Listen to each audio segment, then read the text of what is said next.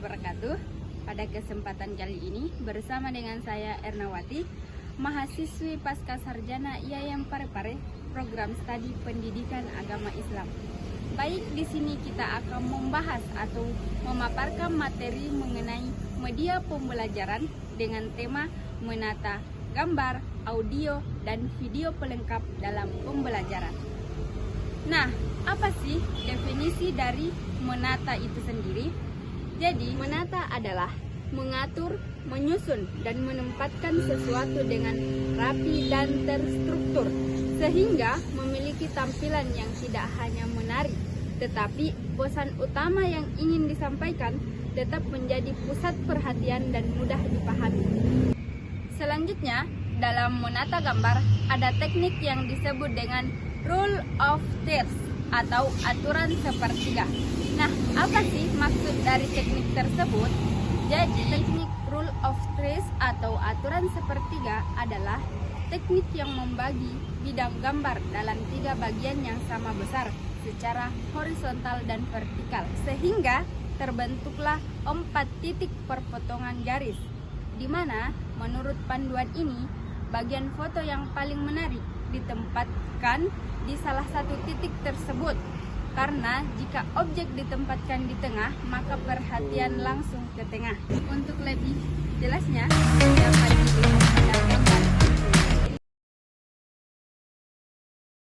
Oke, selanjutnya kita beralih ke metode yang dapat kita gunakan dalam menata gambar. Yang pertama itu metode kronis. Nah, apa sih maksud dari metode kronis ini? Jadi, metode kronis adalah gambar yang disusun berdasarkan urutan waktu atau langkah proses terjadinya sesuatu dari awal hingga akhir. Dan dapat dilihat pada contoh berikut.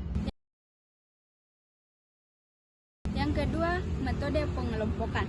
Nah, dalam metode ini, gambar-gambar yang memiliki keterkaitan dikelompokkan berdasarkan kategori tertentu seperti jenis, fungsi, atau tema yang sama. Yang ketiga, metode perbandingan. Nah, dalam metode ini, 2 gambar atau lebih ditempatkan secara berdampingan untuk menunjukkan perbandingan atau perbedaan seperti sebelum dan sesudah. Yang keempat, metode infografis. Nah, dalam metode ini, gambar, ikon, atau teks dipadukan dalam bentuk infografis untuk menyampaikan informasi dengan cara yang ringkas, visual, dan menarik. Setelah membahas apa itu menata gambar, selanjutnya kita beralih ke menata audio. Nah, apa sih langkah-langkah dari menata audio?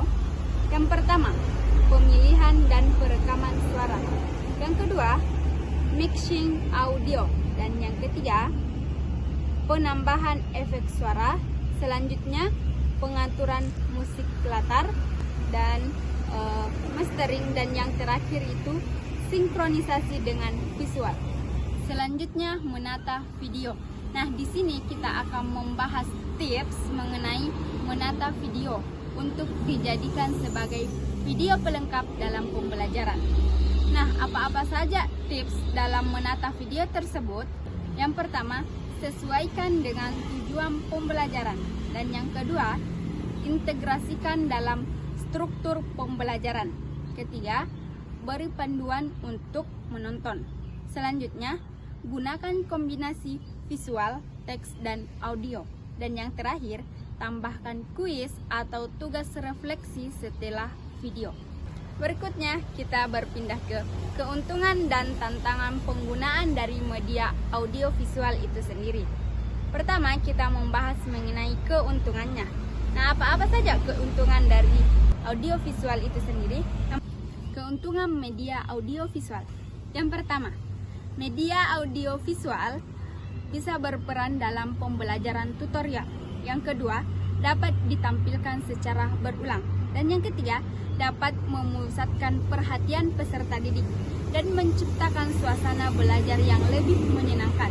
Yang keempat, membantu memperjelas penyajian materi serta memperkaya pengalaman belajar peserta didik. Selanjutnya, dapat digunakan dalam waktu lama selama video pembelajaran masih relevan untuk digunakan. Dan yang terakhir, dapat dimanfaatkan atau diakses oleh masyarakat luas. Adapun tantangan media dari audiovisual. Yang pertama, hanya dapat digunakan dengan bantuan komputer, proyektor, dan speaker saat digunakan dalam pembelajaran. Yang kedua, pembuatan video memerlukan biaya besar dan waktu yang cukup lama dalam pembuatannya. Dan yang ketiga, pengambilan media yang kurang tepat akan menyebabkan timbulnya kerugian bagi peserta didik dalam menafsirkan maksud yang ingin kita sampaikan. Dan yang terakhir, waktu yang tersedia bagi semua peserta didik untuk memahami media tersebut cukup terbatas. Nah, itulah tadi materi mengenai menata gambar, audio, dan visual pelengkap dalam media pembelajaran. Semoga video tersebut dapat bermanfaat dan dapat digunakan sebagaimana mestinya. Sekian dari saya. Wassalamualaikum warahmatullahi wabarakatuh.